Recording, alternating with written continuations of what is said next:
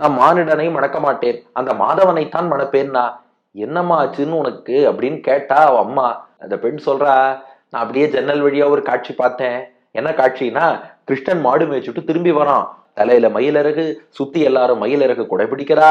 இவனோ அப்படியே வீட்டு வாசலுக்கு வந்தான், ஒரு பாட்டு பாடினான், ஒரு நாட்டியம் ஆடினான், கண்டேன், பார்த்தேன், அவ்வளவுதான், முடிஞ்சு போச்சு. இது அம்மா நடந்தது.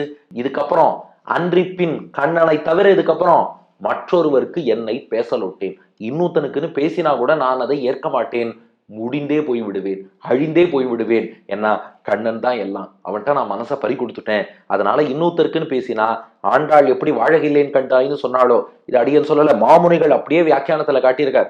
ஆண்டாள் எப்படி இன்னொருத்தனுக்குன்னு பேசினா வாழ மாட்டாளோ, அது போல இந்த கோபிகை, யாரு, பெரியாழ்வார் கோபிகையாச்சே, வேற ஒருத்தனுக்குன்னு என்ன பேசினா நான் வாழ மாட்டேன். யார கல்யாணம் பண்ணிப்பேன்னா, திருமாலிருஞ்சோலையில உள்ள மாயனை.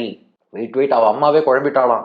இருமா, நீ கிருஷ்ணனை தானே காதலிக்கிறேன்ன, திடீர்னு அந்த பக்கம் மதுரை, இது வடக்கே உள்ள மதுராவுக்கு பக்கத்துல இருக்கிற ஆயர்பாடி, தெற்கே உள்ள மதுரைக்கு பக்கத்துல இருக்கிற அழகர் மலையை சொல்லி திருமாலிருஞ்சோலை பெருமாளை கல்யாணம் பண்ணிப்பேங்கிறியே, என்ன காரணம்னு கேட்டாலும்.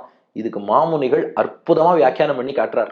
என்னன்னா, ஒரு பொண்ணு வீட்டுல போய் எனக்கு ஒரு பையனை பிடிச்சிருக்குன்னு சொன்னா, வீட்டுல அந்த காலத்துல முதல் கேள்வி என்ன கேட்பான்னா, என்ன குலம் கோத்திரம்னு கேட்பாளாம். இந்த காலத்துல என்ன வேலை பார்க்கிறார், எவ்வளவு டிஜிட்ல சம்பாதிக்கிறாருன்னு கேட்பா. அதை விட்டுடுங்க. அந்த காலத்துல முதல்ல கோத்திரம் என்ன, அதுதான் தெரிஞ்சுப்பா. ஏன்னா ஒரே கோத்திரத்துல கல்யாணம் பண்ணி கொடுக்க கூடாது, இதெல்லாம் இருக்கு இல்லையா, அதனால கோத்திரம் என்னன்னு கேட்பாளாம். இப்ப நம்ம ஆளுக்கு பிரச்சனை என்னன்னா, கிருஷ்ணனுக்கு என்ன கோத்திரம்னே தெரியாதான். ஆனாலும் இந்த பொண்ணு யோசிச்சாலாம், ஐயோ கிருஷ்ணன் என்ன கோத்திரம்னு கேட்பா, ஏதாவது ஒரு கோத்திரத்தோட சம்பந்தம் சொல்லணும். ஏன்னா அந்த கோத்திரம் என்பது இந்த ரிஷியின் வழியில இவர் வந்தவர்னு அர்த்தம்.